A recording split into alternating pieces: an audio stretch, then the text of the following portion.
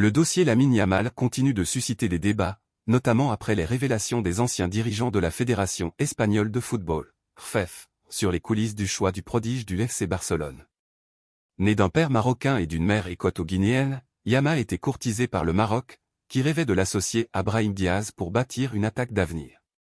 Mais l'Espagne a fini par remporter ce bras de fer en convainquant le joueur et son entourage de rejoindre la Roja. Un combat acharné entre le Maroc et l'Espagne. Dans l'émission El Larguero sur la Cadena Ser, Albert Luc, ancien directeur sportif de l'ARFEF, a raconté comment l'Espagne a manœuvré pour sécuriser le joueur. Ce n'était pas un cas simple. L'entraîneur marocain est venu exprès et le gouvernement marocain a essayé de le convaincre. Quand nous lui avons parlé, il m'a dit « Je veux être champion d'Europe. Je reçois des pressions de toutes parts, mais je veux jouer pour l'Espagne. » Le dirigeant espagnol ajoute que le père de Lamine Yamal était réticent, craignant des réactions hostiles au Maroc. Le père était plus compliqué. Il m'a dit qu'ils allaient le tuer au Maroc. Il m'a dit des choses qu'il valait mieux ne pas répéter. Sa mère est la personne sur laquelle Lamine peut le plus compter.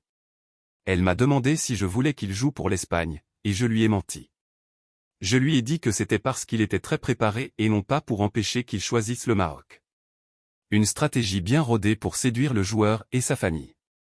Francis Hernandez, ancien directeur de l'Académie des jeunes de l'ARFEF, a également expliqué la méthode employée pour sécuriser la pépite barcelonaise dans un entretien accordé à AS. Nous avions confiance en son potentiel. J'ai fait mon travail pour qu'il reste avec nous. La première chose est de comprendre qu'il sera différent et qu'il y a un risque qu'il ne joue pas pour l'Espagne. J'ai essayé d'être proche de lui faire confiance. Nous avons dû le rencontrer, lui et sa famille, pour leur expliquer notre projet. Lamine n'était pas un joueur indiscutable pour jouer avec l'Espagne, mais lorsqu'il a montré son potentiel, il a immédiatement attiré l'attention d'autres pays. La famille a apprécié notre démarche. Le dirigeant explique également que la fédération a multiplié les contacts avec le joueur et son entourage pour lui faire comprendre qu'il aurait un rôle majeur avec la Roja.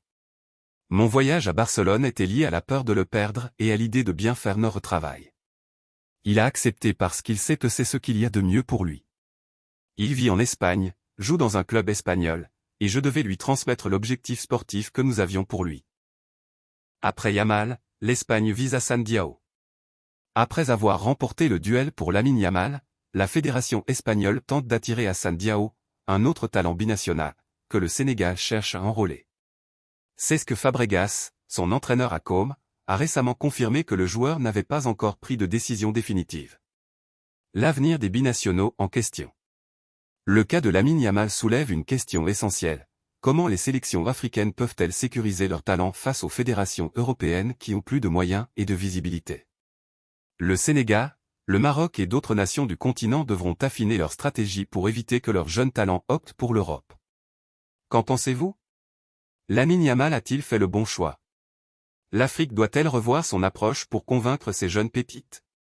Abonnez-vous à Écho du Ballon pour suivre l'actualité des binationaux et les choix stratégiques des grandes sélections.